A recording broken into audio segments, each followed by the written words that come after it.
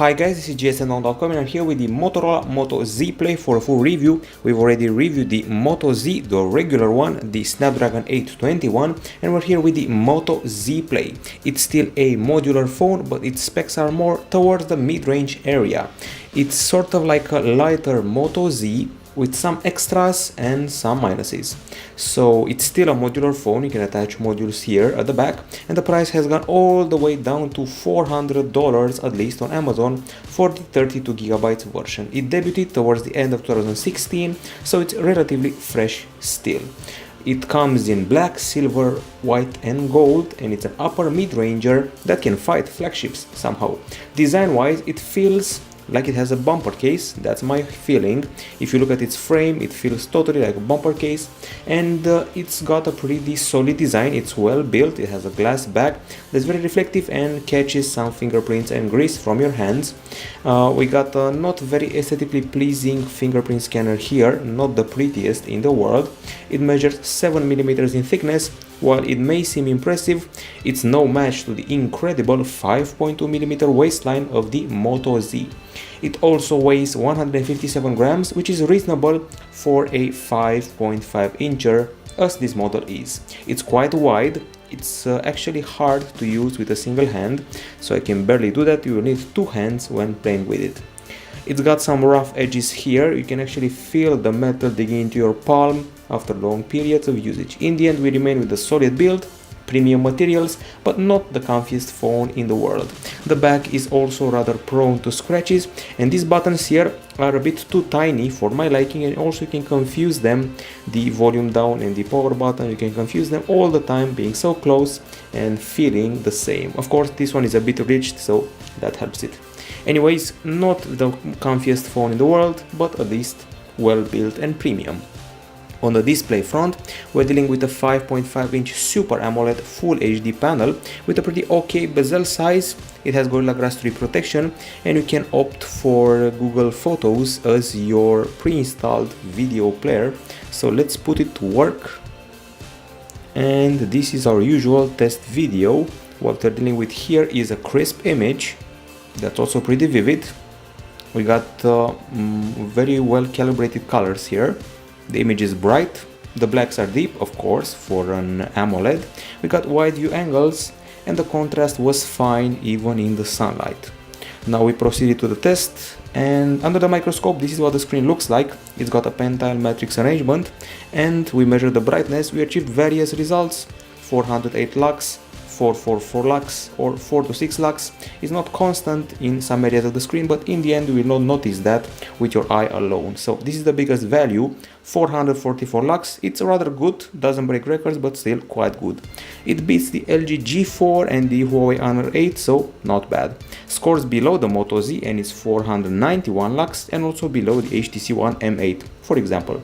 Now let's go and see what special options and settings we have for this display. So I got brightness level, adaptive brightness, I got the color mode with standard and vibrant as the options here. And then we got the wallpaper, sleep, screensaver, font, display size, which can be default or set up with that slider, and that's about it. Overall, a solid screen. And now let's go to the other hardware specs. So I said hardware, we're dealing here with a processor that's very familiar. It's the Qualcomm Snapdragon 625. We saw it on the Huawei Nova and the Zenfone 3. It's an octa-core chip at 2 GHz. There's an Adreno 506 GPU, 3 GB of RAM, 32 GB of storage, and a microSD card slot. The phone does not suffer from lag. It also helps it has a pretty clean Android that is now Nougat. When we unboxed it, it was Marshmallow. It was updated in the meantime, so no lag, no problem whatsoever. Open up as many apps as you want and they will run fine, including the game Riptide GP Renegade, our benchmark game, which also runs fine. Okay, so let's check it out, see how the waves are doing and our hydro jets. So far so smooth, so to say.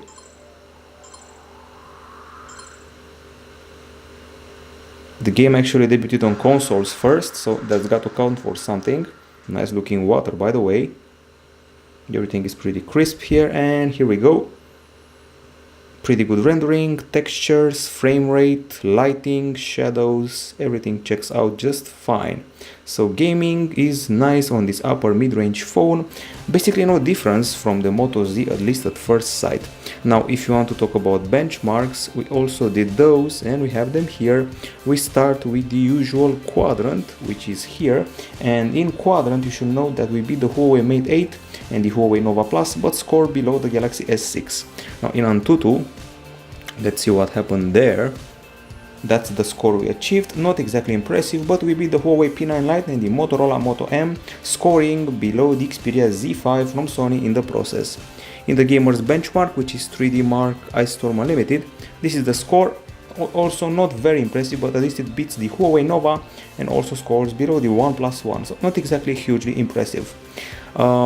Things to remember here from all of these benchmarks is that in general we surpassed the Motorola Moto M and we got similar results to the Asus Zenfone 3 and the Huawei Nova phones. So basic mid-ranger.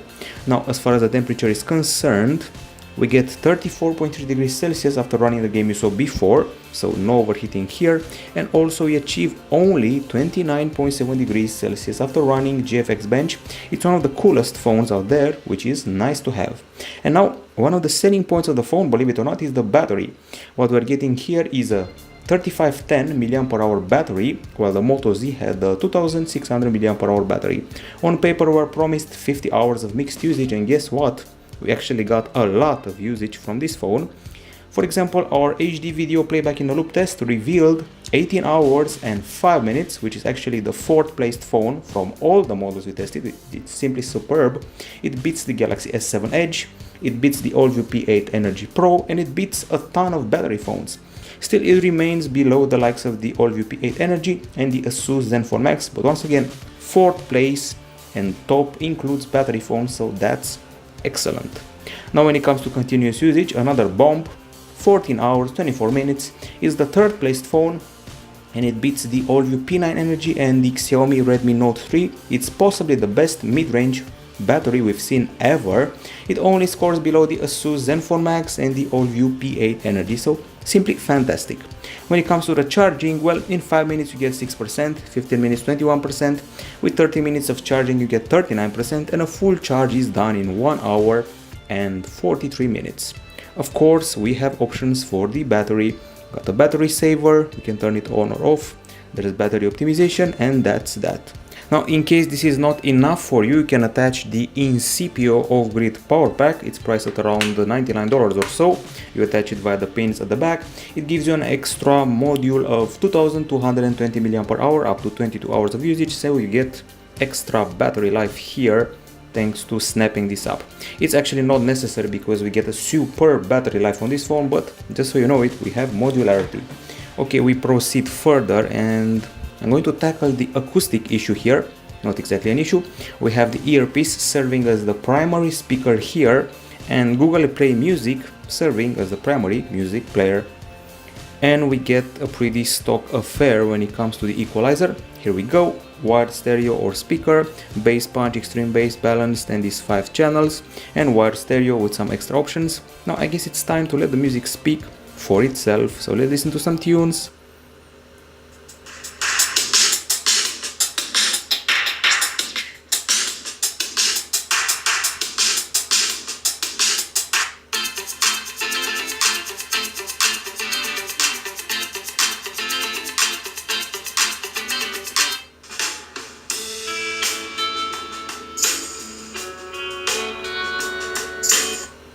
Okay, now the conclusion after listening to these tunes is that we have a pretty loud experience. I would say moderately loud, good bass, no distortion, the back doesn't vibrate, and the guitar is nicely rendered. Now let's see how we did in our decibel meter test. We also did that one, and let's see what happened there. Okay, so decibel meter, we were able to achieve 88.3 decibels when playing the game you saw before, Riptide GP Renegade, 81.5 decibels at the top and front, 74.6 decibels, which is at the lower back area, and 79.4 decibels at the bottom front area. So not exactly impressive here, we do not break records, but the maximum one is quite good, 88.3 decibels. It actually beats the Moto Z and it's 86 decibels decibels, but it's below the Galaxy Note 4 and the Yumi Plus E. We don't have FM radio, we don't have bundle headphones, but what we do have is another module. It's the JBL Soundboost and gives you two speakers, two 3-watt speakers, and also an extra battery. Very simple to attach. Just like this, you can see the two speakers here. You got a kickstand, it goes over 100 decibels, and it includes a 1000 mAh battery just for kicks, so you can listen to even more music. Okay, now let's try to remove this. As you can see, it's quite intuitive when it gets to that. And now it's time to talk about the camera. So while the Moto Z had a 13 megapixel camera with optical image stabilization, the Z Play has a 16 megapixel camera without stabilization, with laser focus, face detection autofocus, and f2.0 aperture.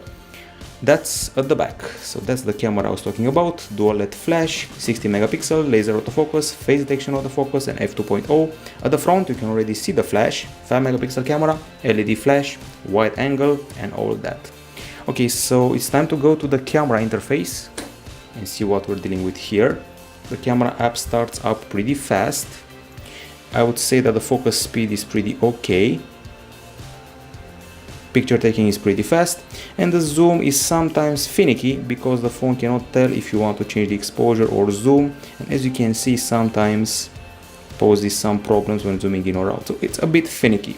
Now the options are pretty stock here. I'm talking about shutter sound, quick capture, resolution, shutter type, video, and that's about it. Plus of course timer, flash, and HDR, and the main modes: photo, video, panorama, slow motion, and let's say pro or manual. Here we have the focus, white balance, there's the shutter, ISO, and exposure, and in a nutshell this has been the presentation of the camera modes. Time to go to the gallery and see what we're dealing with here, and I'm talking strictly about the camera shots this time. We have indoor shots, outdoor shots, we got selfies, and we also have nighttime shots. So these pics were taken in early March. There were some clouds here and there and only a bit of sun. If you want to zoom into the details, you can see that they're quite reasonable, at least to a level, so at about half the zoom things are fine. After that they get a bit muddy. I found that the capture was quite good, the colors were pretty okay. However, every now and then we met with some blur and some lack of clarity. I was happy with the selfies. I'm talking about the texture of the skin and of the hair. Even the background was quite okay, so the selfies are fine here. I also found it hard to focus sometimes, and some of the shots were a bit dark. It wasn't that cloudy, it was not even the sunset, so it's not a constant camera. Sometimes it produces good results, other times not exactly, on account of the sudden lack of focus and some blur. I'm pretty happy with the colors though, that's something to remember. Good colors, a pretty solid HDR like this one here, a regular shot, HDR shot. Yes, it makes things a bit too white, but at least it can highlight the edges of objects and contrast. And we have very good close-ups, as you can see, incredibly good close-ups, which was also an attribute of the Moto Z. Quite a few shots of this playground, and every once in a while you'll see that a bit of blur may appear. And once again, stunning close-ups, very well done in the light of day. We also did some focus play, so focus on the subject and focus on the distance, so focus also checks out nice. If you take a long distance shot and try to zoom in, you'll see that the details are quite fine. The panorama we did here was rather small, but you can also tweak that from options, and we probably didn't. But in the end, I felt that the Moto Z Play is below the Moto Z as far as the quality is concerned, because it has that blur thingy and that focus thingy. It can rather fight the, let's say, Huawei Nova and Zenfone 3 rather than the Moto Z. The main attributes here to remember are the colors, selfie, and the good details, so that's about it. These are shots taken outside. We also took some indoor shots. Beware, it's food, so if you're craving or doing a Lent, beware. And here I found it hard to focus on this milkshake. It took me 3 or 4 attempts to get the proper cherry here. You can see it's blurred in most shots.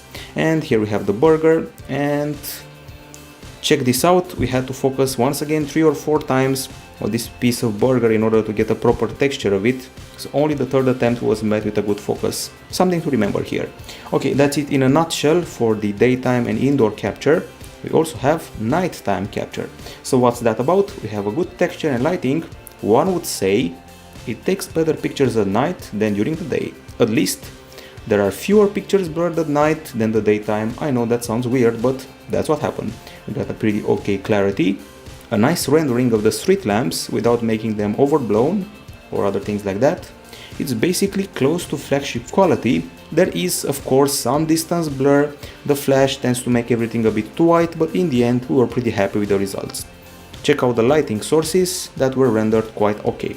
So in the end, not far from the Moto Z and above most mid-rangers from 2016. We also did video, and this phone can do 4K capture, just so you know it. So we got this full HD video here. Pretty solid microphone, MP4 format, 30 frames per second, 70 megapixel bitrate. Okay clarity, some refocusing here and there, and when we start to zoom in, things will be quite fine. So prepare for the zoom. Here we go. A bit of loss of focus there, and starting to zoom in again and again without losing details, so that's fine. We also did a 4K capture, which I'm going to look for here. Hopefully we can find it. I should say that it's very crisp, pretty clear, and we also did a slow motion video here. So maybe let's look for that 4K video first, because it's quite impressive.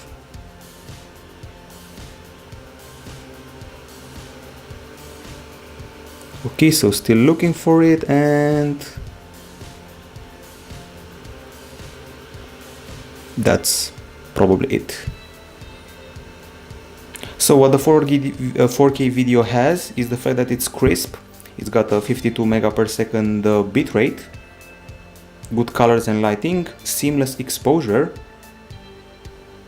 and it looks really nice. So basically no flow here, no refocusing, none of that. And let's see what else we have. We also have a slow motion video, which is quite nice. Some of the aspects of the video capture were underwhelming. We do not have optical image stabilization, but the electronic one is also pretty weak. We filmed this one while walking. Things got a bit jittery, shaky, and the focus was lost a few times. Okay, now it's time for the low light videos. But things to remember about the daytime video capture: it's below the Xperias from last year and also below the iPhones, but pretty much okay for the mid-range area. Now the low light capture goes like this. The microphone cannot handle the wind properly. You got a pretty okay clarity and lighting. The image is a bit shaky, the zoom is quite poor, and there's a bit of focus loss when you're trying to, as you can see things closer. I would say that the clarity is reasonable, but once again, if you zoom in and try to focus on a moving object, things get a bit disappointing, unlike the Moto Z that was able to handle these shots quite well, even during the night. We remain with the clarity and with the lighting, and we can actually fight the Huawei Nova and Zenfone 3, as well as the Galaxy A 5016, for example. It's not flagship level, but for a mid-ranger, I would say it's fine. Once again, it's a $400 phone right now, and this kind of video capture should be enough for you. Now that we're done with the camera, it's time to go to the other aspects, like the web browser, for example. And here we go. Let's go to our website, gsmdome.com. Loading up via Chrome here. Chrome achieved some pretty okay benchmarks in Velamo and SunSpider. Got a pretty smooth scrolling, and the virtual keyboard, well, is the stock one from Android with the swipe included.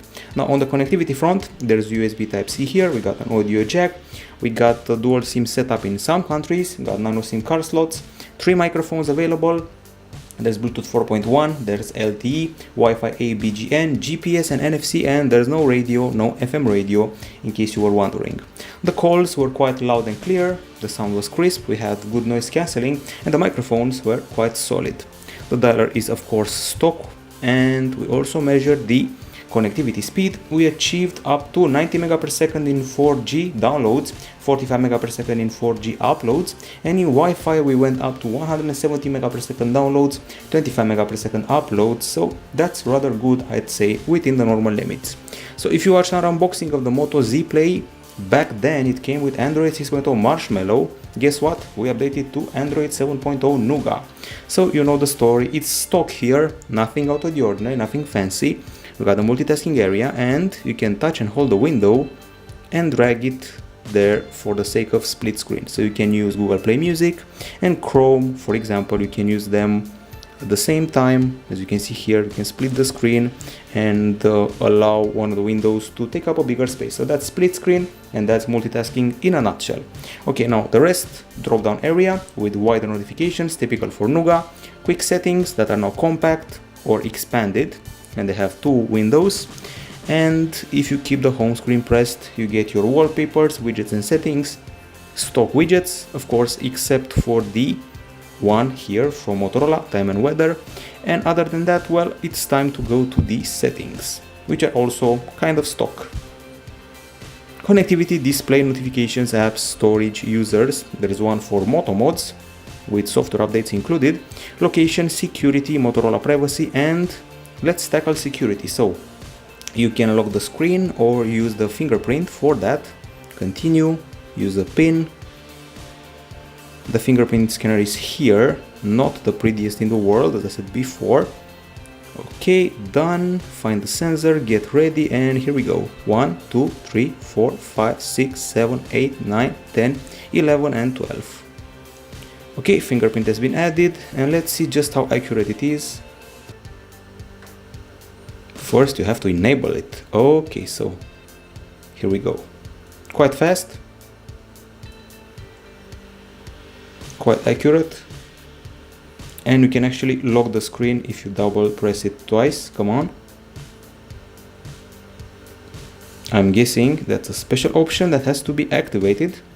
So let's go to security again and look it up. Add fingerprint, screen lock. From what I remember, I know that double tapping this. Oh, here we go. So double tapping it should lock the screen, and double tapping it, or rather keeping it pressed. So that's the thing, I was actually mistaking. Keep that in mind. Keep it pressed, locks the screen. Press it, unlocks it. That's something to remember, not what I said before. Anyways, time to check out the applications that are pre-installed here. So I counted them all. Don't be afraid that there are many. There aren't. We actually installed some of our own. The stock ones, the pre-installed ones, are 28 in number, which is great. We got everything stock here. There's photos, there's Chrome, there's Gmail, there's docs, downloads, there's Google and Hangouts, phone, play games, play music, play store, everything. So basically 28 apps, nothing to complain about here. Now it's time for the verdict, and while I'm saying the verdict, I'm going to show you one of the modules that has been offered to us for testing purposes with the phone.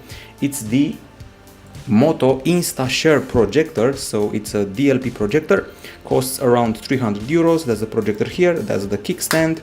It also has a small fan here, and it has a lamp that offers you 10,000 hours of viewing.